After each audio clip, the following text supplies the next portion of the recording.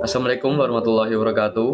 Perkenalkan, nama saya Febriana Pandi dari Prodi Pendidikan Teknologi Informasi kelas B NIM terakhir 012. Di sini saya akan menjelaskan tentang sejarah internet. Pada tahun 1969, ketika itu Departemen Pertahanan Amerika Serikat atau yang dipanggil dengan sebutan Defense Advanced Research Project Agency dengan singkatan DARPA itu memutuskan untuk mengadakan riset tentang bagaimana cara menghubungkan sejumlah komputer sehingga membentuk jaringan organik.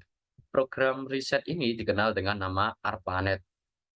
Pada tahun 1970, sudah lebih dari 10 komputer yang berhasil dihubungkan satu sama lain, sehingga mereka bisa saling berkomunikasi dan membentuk sebuah jaringan. Pada tahun 1972, program email ini begitu mudah sehingga langsung menjadi populer. Pada tahun yang sama, ikon juga diperkenalkan sebagai lambang penting yang menunjukkan atau pada. Tahun 1973, jaringan komputer ARPANET memulai dikembangkan keluar Amerika Serikat. Komputer University College di London merupakan komputer pertama yang ada di luar Amerika yang menjadi anggota jaringan ARPANET. Pada tahun yang sama, dua orang ahli komputer, yakni Vincent Cerf dan Bob Kahn, mempresentasikan sebuah gagasan yang lebih besar yang menjadi cikal bakal pemikiran internet. Ide ini dipresentasikan untuk pertama kalinya di Universitas Sussex. Pada tahun 1976, ketika Ratu Inggris berhasil mengirimkan email dari Royal Signal dan Radar Establishment di Malvern, setahun kemudian sudah lebih dari 100 komputer yang bergabung di ARPANET, membentuk sebuah jaringan atau network. Pada tahun 1979, Tom Truscott dan Jim Ellis dan Steve Ballmer menciptakan newsgroup pertama yang diberi nama Usenet. Tahun 1981, France Telecom menciptakan gebrakan dengan meluncurkan televisi pertama, di mana orang bisa saling menelpon sambil berhubungan dengan video link. Karena komputer yang membentuk jaringan semakin hari semakin banyak, maka dibutuhkan sebuah protokol resmi yang diakui oleh semua jaringan.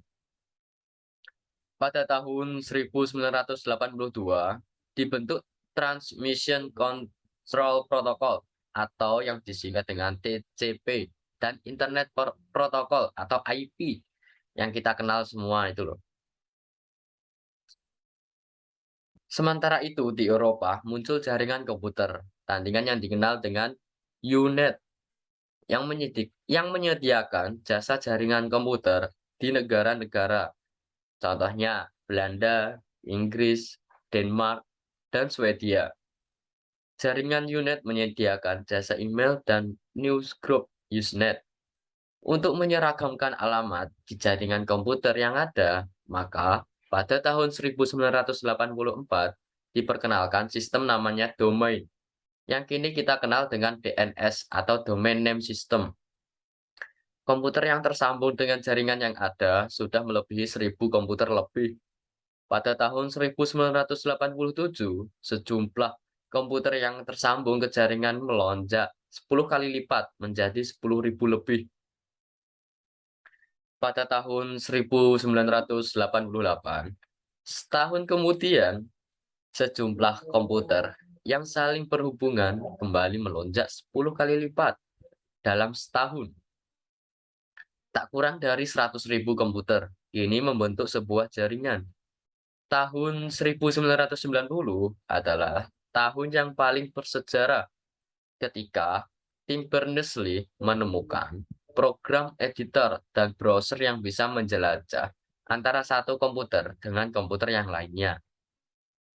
Yang membentuk jaringan itu, program inilah yang disebut WWW atau World Wide Web. Pada tahun 1992, komputer yang saling tersambung membentuk jaringan sudah melampaui sejuta komputer. Dan di tahun yang sama, muncullah istilah surfing the internet. Pada tahun 1994, situs internet telah tumbuh menjadi 3.000 alamat halaman. Dan untuk pertama kalinya, virtual shopping atau e-retail muncul di internet. Maaf, dunia langsung berubah. Di tahun yang sama, Yahoo didirikan dan juga sekaligus kelahiran Netscape Navigator 1.0. Sejarah awal masuknya internet ke Indonesia.